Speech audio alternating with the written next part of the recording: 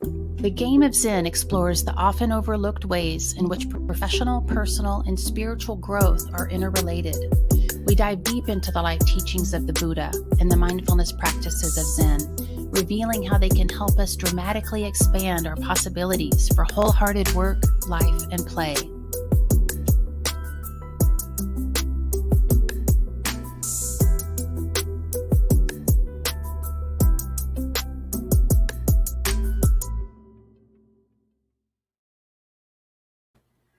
Hello and welcome to a new episode of the Game of Zen podcast. My name is Scott Berman, checking in here from Philadelphia, PA. And as always, I'm joined by my good friend and sensei, Paul from Boulder. What's new there, Paul? Hey, Scott, good to see you today. Well, spring is springing here in Colorado, just starting to bud. And I'm kind of excited because I have my first soccer game of the season tonight. Going to get out there, run around. I haven't played for a few months, so I'm going to be creaky, but I'm hoping that everybody else is going to be creaky and rusty as well. But yeah, definitely looking forward to getting out and shaking it up. Fantastic. Yeah, spring is coming here too. We're getting a lot of rain, and I'm actually getting excited for this playoff basketball season. So the Sixers are fighting for a spot right now, and the playoffs will be here in about 2 weeks. Right on. And did I read that Joel Embiid is on his way back in? Yeah, he will be back. Maybe tonight, but maybe later in the week. So I think we could use some help.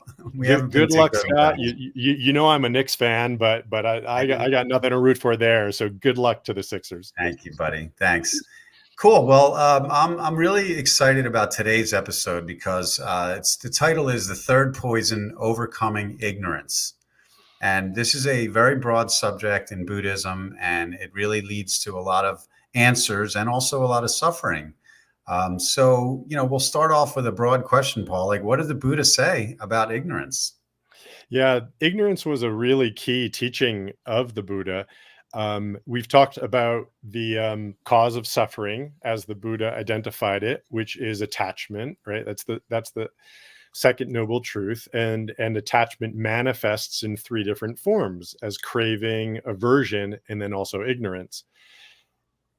Ignorance is actually the one that he considered to be the deepest and the most difficult one to work with in terms of these manifestations of attachment. And we can kind of see this when we look at, say, these other two, greed and aversion, right? They've got a real charge to them. We feel them. We know it when we're feeling craving. We see it in other people when they're, being greedy. Same thing with hatred and aversion. There's a charge to it. There's something very juicy about it. But ignorance can be very subtle. We may not know that we're ignorant, but the Buddha was very clear that the ignorance is at the root of even the other two poisons. It's the root poison. And it's primarily our lack of awareness around our true nature, right? The fact that we are not aware that we are these interdependent beings, that we are not defined and fixed by the ideas that we think define and fix us. It's that very fundamental, even subconscious lack of wisdom, lack of awareness around our true natures that tends to cause a lot of the other poisons from proliferating in our systems. So it's really, really key point of practice for all of us. Yeah, I also think it's the more that I've learned about this, obviously, the less ignorant I've been about it. But You think? You sure? I think that's the way it works. I'm not sure yet. But what's so rewarding, though, is that you mentioned like your true nature, the nature of impermanence, of no self. And I feel like the more that I study and learn, the more I do know myself better, the more I'm less ignorant about my own thoughts and feelings, but also of others. Part of ignorance is knowing yourself, but also understanding the other person. What's causing their suffering? How can I make them happy? And things like that. So how do we kind of work that into how does our training and our meditation lead us to less ignorance? Well,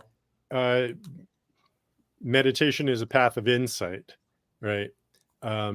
So we are looking deeply within ourselves in order to see our true nature, to look. But see, we have to look to see, right? So we open our eyes, we turn our gaze inward. And I want to say, you talked about learning about others and then learning about ourselves. We only really see another person to the depth with which we understand ourselves.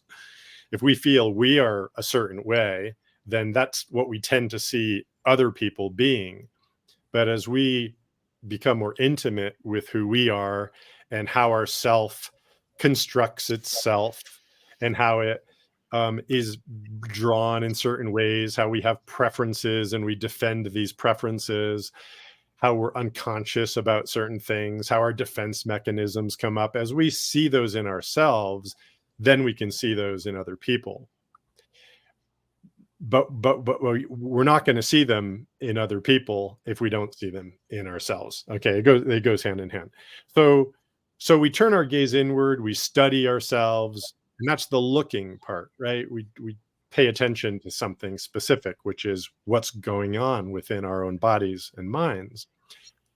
Now, when we look in a certain way, sometimes we actually see, right? We pay attention. We have to keep up that practice of looking deeply, deeply, deeply. And then we may actually see how we're operating. Sometimes it takes some time, to really see into a deeper level of what's going on.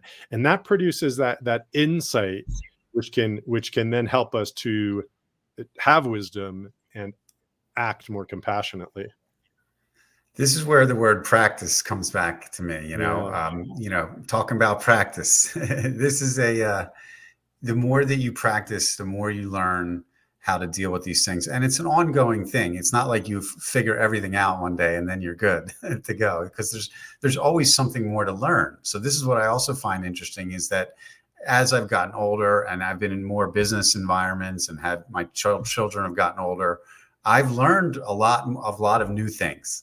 I'm less ignorant about, the food business, for example, that I'm involved with. I didn't know much about it. I started studying it. Now I know a lot about it. So there's the learning aspect and the curiosity part. But then I also wanted to ask you about denial, because I feel like we all as human beings, naturally, we get in denial about something. And some people are in denial about a lot of things, and some people are less. So how does that, the motivation to not know something play into ignorance? Yeah, exactly. Well, I'm going to come back and ask how you feel about that, but I'll chat about it for a second with my understanding.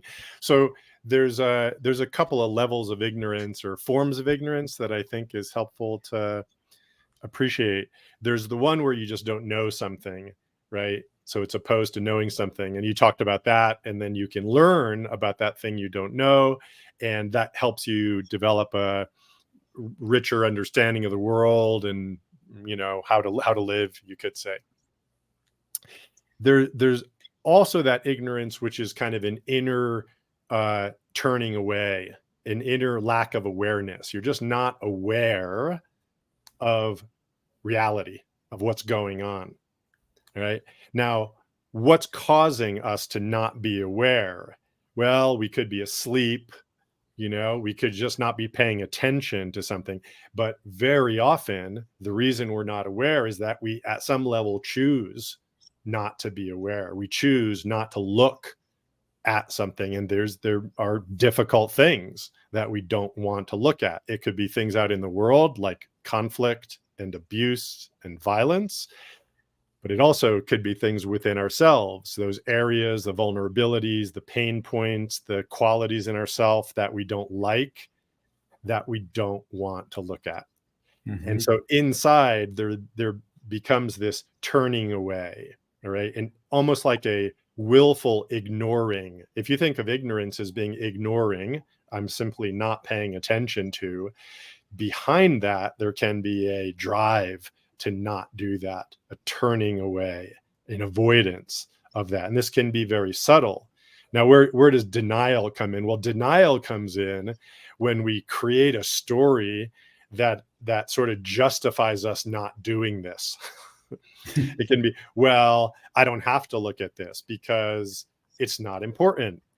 I don't have to look at this because I already know what's going on over there. I don't have to look at it any further, right? We have these ideas or fantasies that we build up in our mind to justify not looking at something deeply, vulnerably, with openness and with the mind of not knowing. And denial is, boy, we can be in denial for our whole lives. We need to make a choice to meet those denials. Yeah, and I think that what I've learned too is that the vulnerability is a big part of it. Like being willing to admit that you were wrong about something or that you were in denial about something is a really big step, and that's where the lack of ignorance comes in. I was thinking of some personal examples. One which is painful, but it was my divorce. Really, for a few years before that, we split up. I was in denial. Clearly about, I was like, things aren't great, but we'll make them work. And, I was just trying to make the best of a bad situation. At some point I ended up had a therapist, and a couple sessions in, I realized that I was living in denial, that things were worse than I thought, probably not able to save the marriage. And the better thing for all of us involved would be to take the next step and figure out a new plan. Right.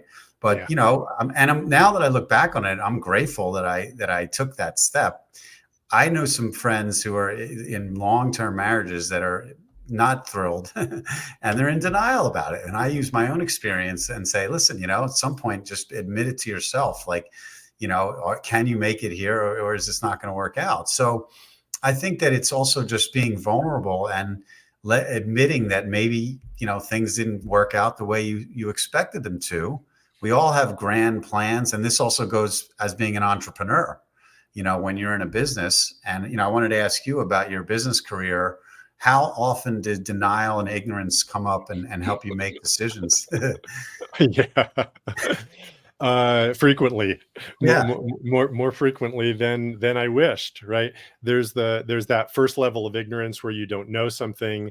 And I think I generally did a good job with respecting, with my 3 startups that I founded, respecting that I didn't have the answer and trying to, determine best practices or the best way forward. But certainly, especially with entrepreneurial ventures, there's so much up in the air all the time, so you're constantly feeling your way through, the chart. So you have to honor your own not knowing in that entrepreneurial, but you also have to be ready to make that key decision when the time comes, knowing that you don't know if it's the right decision or not. Right. So you're drawn to that. I've also faced that deeper level of denial, that deeper level of ignorance, which is not facing something. And I would say I did that with my 3rd startup, where I didn't admit that it wasn't going to work soon enough. And I ended up putting an extra year of work into it that was not, ultimately didn't bear fruit. So sure, I learned some lessons around that, and there were some things that I created, but the overall balance was based on a hopium. Yeah, a false hope that I think if I had looked with clearer eyes, and I had advisors who were telling me that I should cut bait sooner than I did, I would have avoided a lot of suffering for myself, and it would have been a more forthright path forward. Yeah. I want to talk a bit about the ego here, because it occurred to me that a lot of times our ego doesn't want to be wrong. We have, especially when we have some level of success, we think that the next thing is going to work the same way, or, and I've been through it a lot in the cannabis sector where, I thought that certain things were going to happen and it's taking longer than I would like. And I've had to say, to my ego, I'm like, that was a pretty good idea 3 years ago, not such a great idea now. Yeah. So I have to accept that I was wrong about that and move on. And I think that's part of the denial and ego part. But how do most people deal with their ego when it comes to denial or ignorance? Like you said, the ego has defenses around even being ignorant, in that first sense, and even in the second sense, the things we don't know and the things we're not aware of, the ego tends to justify that, or create its own reality, so that it doesn't have to, be open to new information. I mean, and rarely is this like 100%.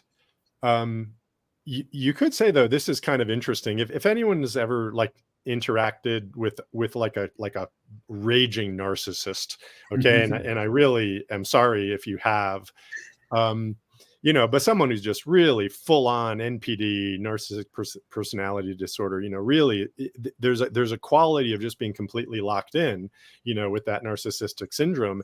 And you can see how that, now we're all narcissistic to a certain extent. So it's good to sort of see the advanced pathology of this system to understand what we actually do at a lower level. But basically they create a reality that's not in accord with actual reality, and they absolutely hold to that reality as the truth, as a way to explain what's happening in their life.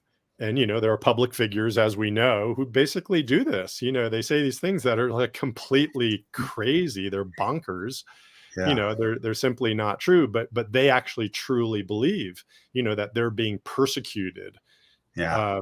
by everybody, right? That's like Yeah. their reality, that because they can't handle the openness, the lack of control, the truth, of how they're manifesting in the world. They're not willing or able, to face that openness and that truth.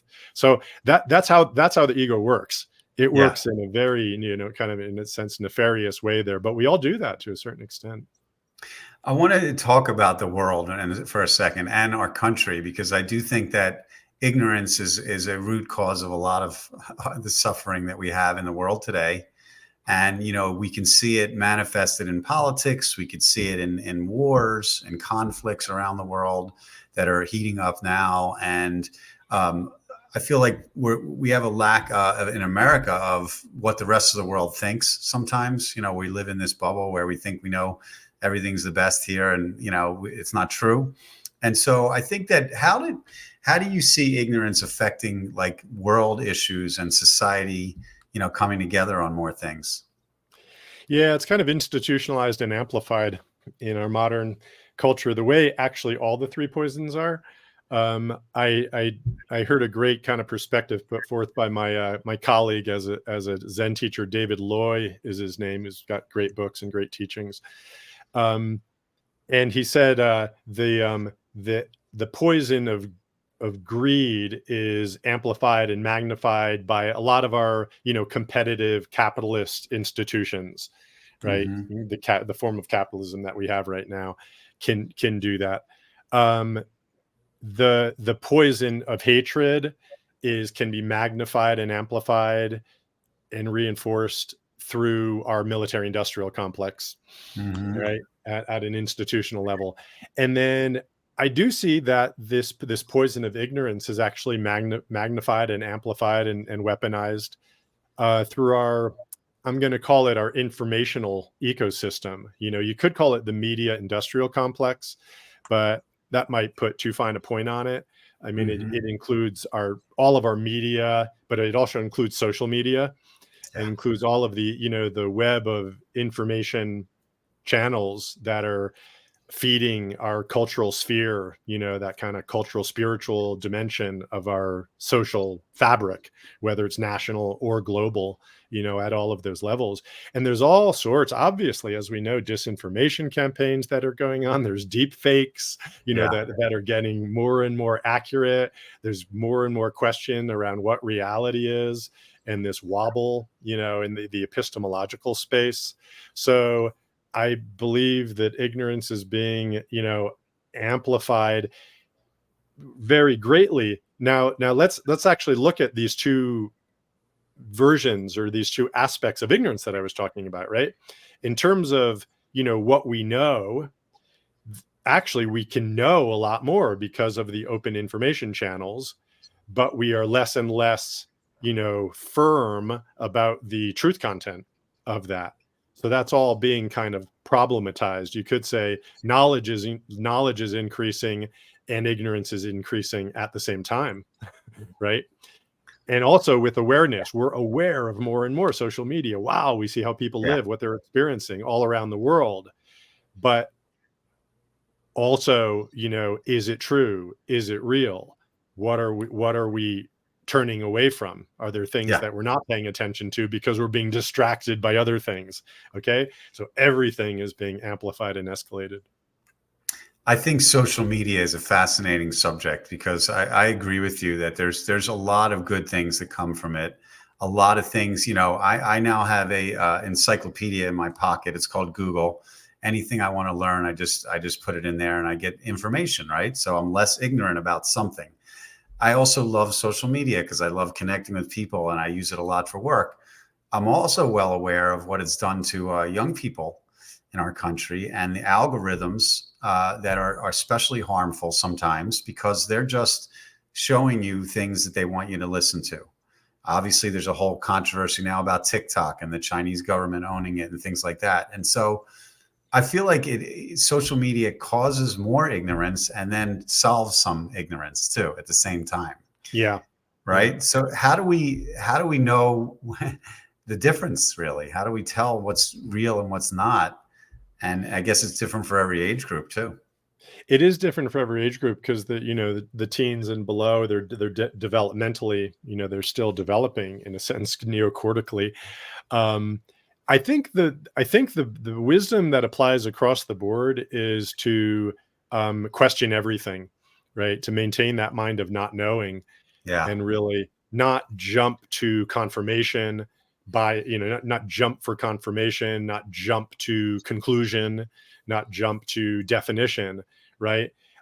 We can be actively working against our confirmation bias, right? So seek out sources of information and opinions that go against your view of reality as you understand it, or your opinions as you hold them to be, and really stress test those against the reality of other people's opinions and views.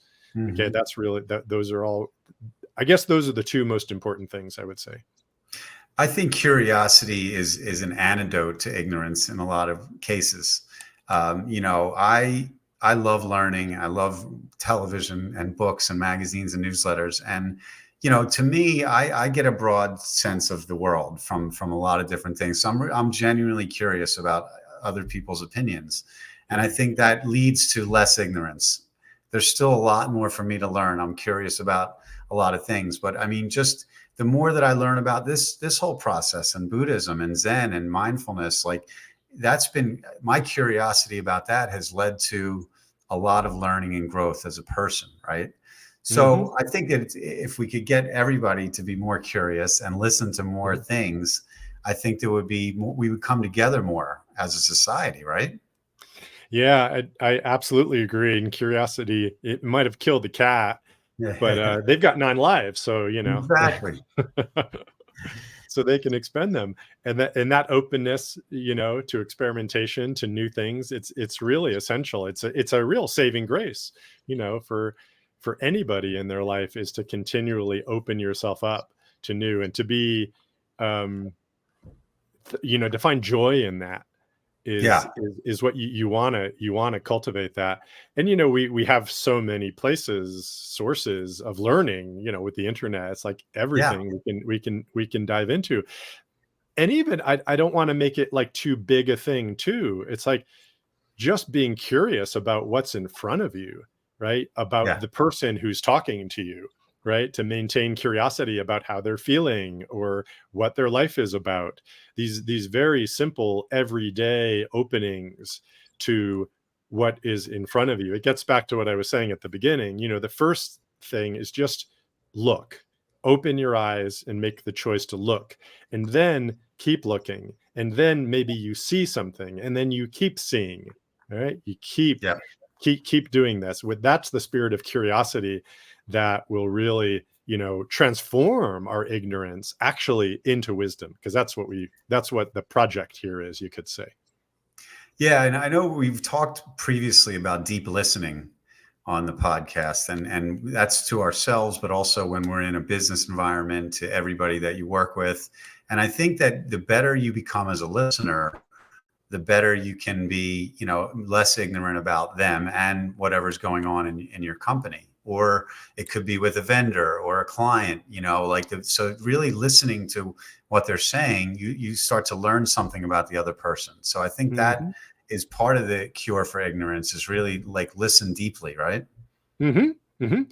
Definitely listening deeply, and also realizing that you're always going to be ignorant too, in a certain way, right? Kind of accepting that is an important part here too. This is sort of the aspect, you could say, of the fool, and we're recording this on April 2nd. Yesterday was April Fool's Day, and there's a wisdom in that fool that kind of, isn't trying to like be smart or understand everything, is just kind of going on, their merry way, just meeting life on its own terms. So we have to also be very humble, with respect to our ignorance, and accept it as a part of ourselves. That's gonna keep us from going into those denial modes and those control modes, if we sort of demonize or pathologize ignorance. So it's important not to do that, even though the way we've been talking about it makes it sound like this poison that is going to, create all sorts of horrible suffering, if we don't deal with it. We also have to be recognize that that's part of us, part of our nature, is to not be aware, to not be knowledgeable, and not be open. So we really meet that ignorance with an open, compassionate spirit. And that's the way to transform it into, something kind of beautiful and more connecting with other people.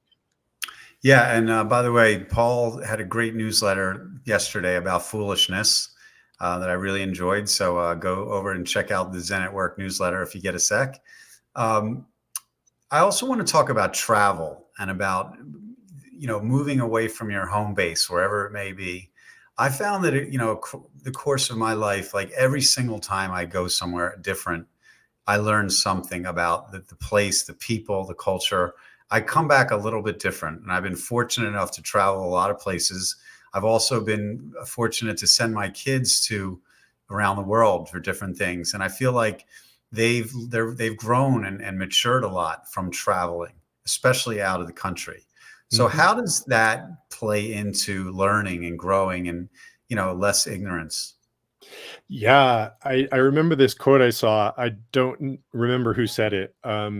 Is travel is the enemy of bias. Yeah, I think that's it. I might have a word or two wrong. It was like Mark Twain or maybe Rudyard Kipling. I think travel is the enemy of bias. So bias is one of these, in a sense, fortresses we build around our ignorance to keep from, right, acknowledging that we don't really know. Okay, it's like an opinion, a baked in opinion we have.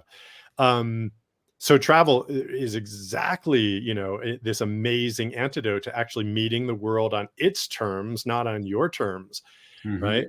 And we learn about other people, but just by being in the fabric of life in a different place is just gonna, totally destroy all your fixed ideas about what life is supposed to be about, right? You've done a lot of travel, and just to meet other people, to speak their language, or to see the way they phrase things, what's important to them, what their days are like, what the culture is like, what the society is like.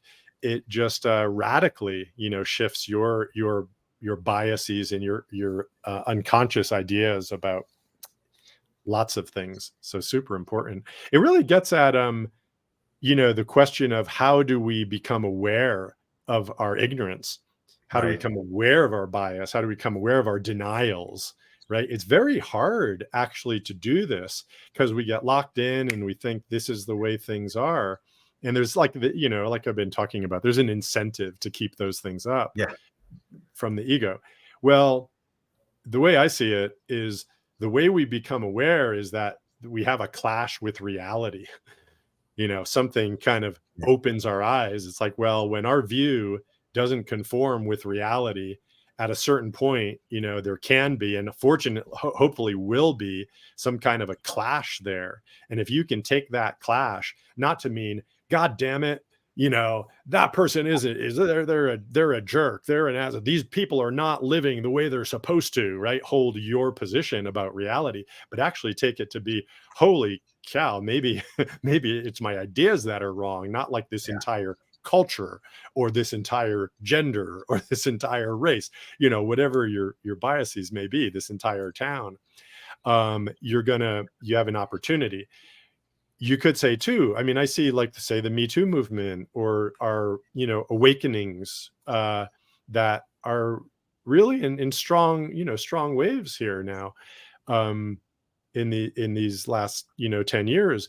These are people that are calling out, please, please, please wake up to something that you have not paid attention to, so we can have this clash that can come in that way. Now, oftentimes people will meet a call like that, and they will open their eyes to suffering or something that they haven't acknowledged, institutional racism, institutional misogyny, for examples, or they can close down, and they can say, oh, well, you're just, I'm just not buying this. This kind of attempt to wake me up is just too aggressive. I'm not gonna respond to it, right?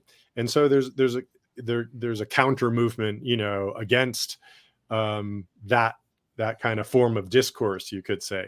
Now, there's a lot of complexity there, because you could say, like, the woke movement can get institutionalized in a certain way that perhaps is not serving in an overall kind of awakening, you could say. And the details are all really important and subtle to respect, how to live together, which is always a challenge. But I do want to respect just that initial wake up call.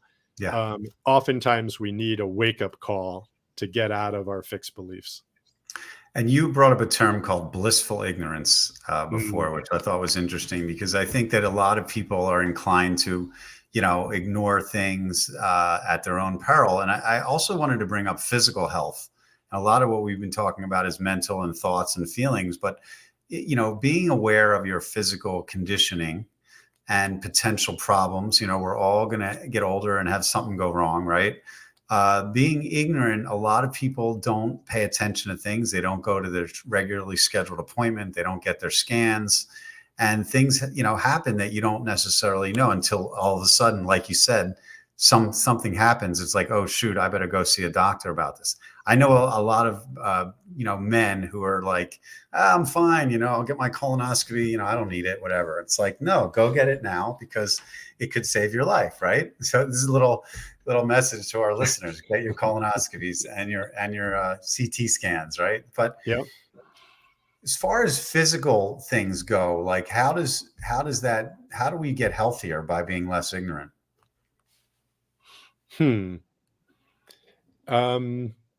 I think you just had a good example right there. Okay, maybe I answered my own question. Yeah, but I just think it's something I think about every day, because I think about, like, okay, I want to get ahead of the game. I'm not getting any younger here, and I want to do things that, when I'm in my 60s and 70s, that I'll be able to, hang out and play golf, and you can play soccer, so. Yeah, exactly. I mean, it kind of goes hand in hand. You could say, I mean, if we look at ignorance as a poison, right, that's like a medical model. So getting healthier, right, is to reduce that ignorance. So you could say, like, actually getting physically healthy also serves to, make you less ignorant, because you're more whole. And you actually might be less prone to your own biases and your own contractions and your own ignorance. You might be more, let's put it this way, you might be more open-minded and more curious and more able to travel when you are physically fit, right? I mean, I think we would all agree you probably are, have this inherent energy to meet the world. Yeah. Speaking of open-minded, let's switch back to a subject that we talked about last week, which was psychedelics. and how do they play in, in your experience and what you're coaching people on is how does that lead to more awakening and more knowing yourself? Yeah, I think just at a very base level, psychedelics can help in opening a window on a terrain that you were not aware of, the capacities and the qualities of your own mind. So it can meet that.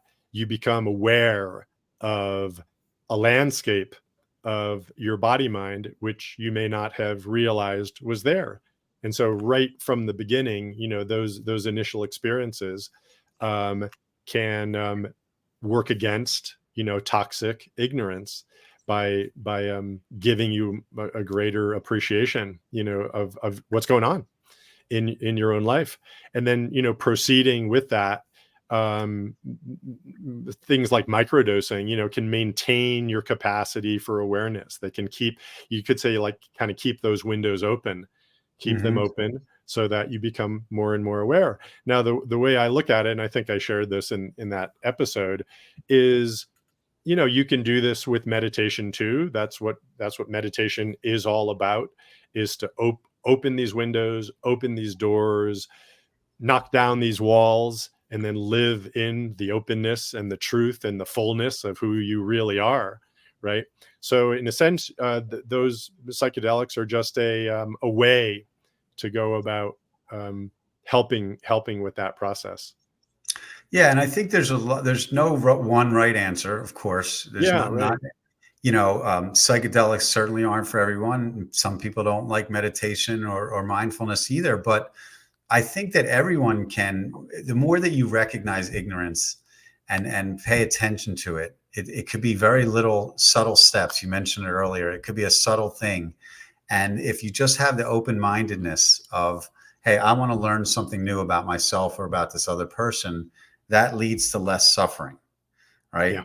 Yeah. So, and I want to also just talk about the Eightfold Path a little bit, because when I started learning the Four Noble Truths and learned that ignorance was something, it was a really good revelation for me. Oh yeah, this, I could see how this is causing suffering. Then I got to the Eightfold Path and I'm like, okay, let me think about right view or right speech or right action here. And how does, when you follow that path, how does it lessen your ignorance? Well, I think the Eightfold Path is the actual, right. It's the actual prescription for working with the suffering caused by our attachment. So, how does it do it? That's the purpose actually of the path, is to learn about ourselves and to wake up to who we are. That's the actual prescription for what we're doing. So you could say, when we practice right speech, we are becoming aware of how our speech affects people and how our speech affects ourselves, right? We're reducing our ignorance around that when we practice right livelihood.